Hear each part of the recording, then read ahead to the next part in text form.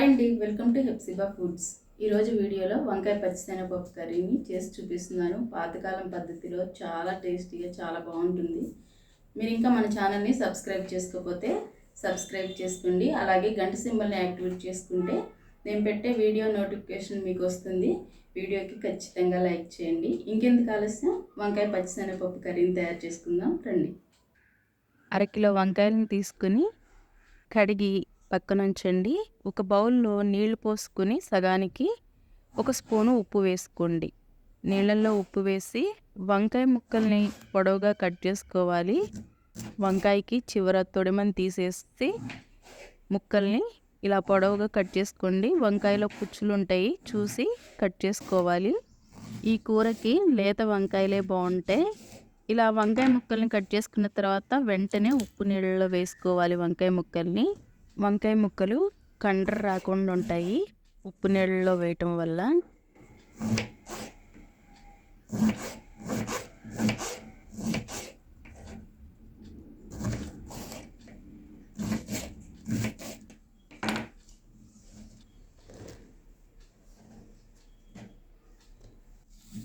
ఈ కూరకి పెద్ద సైజు ఉల్లిపాయ ఒక్కటి సరిపోతుంది.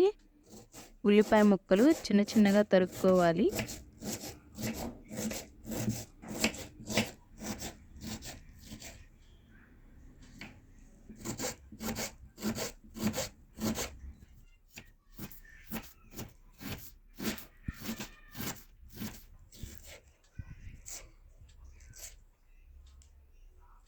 కారంగా ఉన్న పచ్చిమిర్చి అయితే ఒకటి తీసుకోండి. కారం తక్కువ ఉన్న పచ్చిమిర్చి అయితే 2 తీసుకొని ఇలా మధ్యకి చీరి చిన్న చిన్న ముక్కలుగా కట్ చేసుకోండి.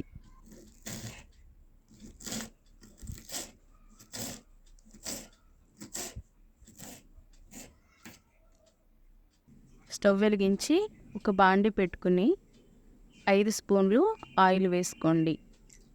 ఆయిల్ వేడైన తర్వాత ఒక స్పూన్ జీలకర్రని వేయండి. జీలకర్రని 1 నిమిషం పాటు వేగిన తర్వాత వెంటనే ఉల్లిపాయ ముక్కలు, పచ్చిమిర్చి ముక్కల్ని వేసి 2 రెమ్మలు కరివేపాకును వేయండి. మంటని మీడియం ఫ్లేమ్లో పెట్టి ఈ ఉల్లిపాయ ముక్కలు మంచి రంగు వచ్చేంత వరకు గరిటతో కలుపుకుంటూ వేయించుకోవాలి.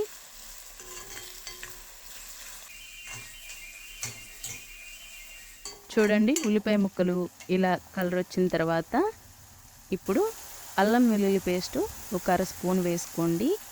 పసుపు 1/2 స్పూన్ వేయండి. అలాగే ఉప్పు 1 స్పూన్ వేయండి. 1 నిమిషం పాటు గరిటతో బాగా కలుపుకోవాలి. మంటని మీడియం ఫ్లేమ్లో పెట్టే కలపండి. ఇది పాతకాలం వంటండి. మా నాయనమ్మ ఈ కూర ఇలానే చేసేది. పచ్చిశనగపప్పుని 1/2 కప్పు నానబెట్టుకోవాలి. 2-3 గంటల పాటు నానబెట్టుకున్న పచ్చిశనగపప్పుని వేసి 1 నిమిషం పాటు గరిటెతో బాగా కలుపుకోవాలి.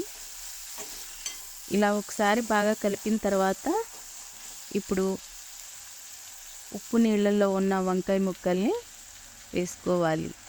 మా నాయనమ్మ అండి ఈ కూర దింపే ముందు లాస్ట్లో మసాలా వేసేది. ఆ మసాలా వేసిన తర్వాత కూర మంచి వాసన వచ్చేది. టేస్ట్ కూడా చాలా బాగుండేది. మసాలా అంటే గరం మసాలా అనుకుంటున్నారా? కాదు, చెక్క, లవంగాయ అలాంటివి ఏం వాడదు. మీకు నేను చూపించేది మా నాయనమ్మ పద్ధతినే. ఇలా వంకాయ ముక్కలన్నీ బాగా గరిటతో కలుపుకోవాలి. ఇలా కలిపిన తర్వాత ప్లేట్ పెట్టి ఒక 5 నిమిషాలు ముక్కల్ని మగ్గించుకోవాలి. మళ్ళీ మూతను తీసి గరిటతో బాగా కలుపుకోవాలి. ఈ వంకాయ ముక్కలు ఆయిల్లో మగ్గాలి. శనగపప్పు కూడా చక్కగా మగ్గుతుంది. ఇంచుమించు 15 నిమిషాలు టైం పడుతుంది ఈ వంకాయ ముక్కలు మెత్తబడి పప్పు కూడా ఉడకటానికి. నీళ్లు పోయకుండా ఆయిల్లోనే మగ్గించుకోవాలి.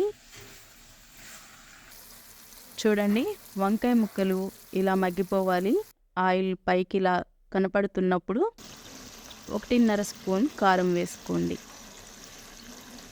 కారం వేసి ఒకసారి గరిటెతో బాగా కలుపుకోవాలి.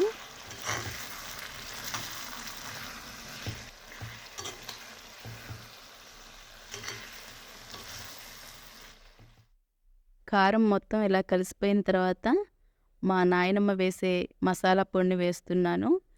1 స్పూన్ ధనియాల్ని వేయించుకొని ధనియాలలో 5-6 వెల్లుల్లి రెమ్మల్ని వేసుకొని పొడి చేసుకుని వేసుకోండి. ఈ కూరకి ఖచ్చితంగా ఈ మసాలా పడితేనే మంచి రుచి వాసన ఉంటుంది. ధనియాలు వెల్లుల్లి ఫ్లేవర్ ఈ కూరకి బాగా పట్టేలాగా కలపండి. చూడండి ఎంత బాగుందో. ఇప్పుడు స్టవ్ ఆఫ్ చేసుకుని దింపేయండి.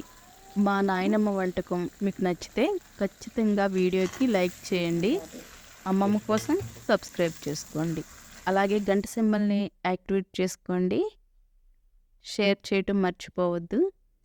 అలాగే రాబోయే వీడియోస్లో అమ్మమ్మ నాయనమ్మ చేసే వంటకాలని చేసి చూపిస్తాను.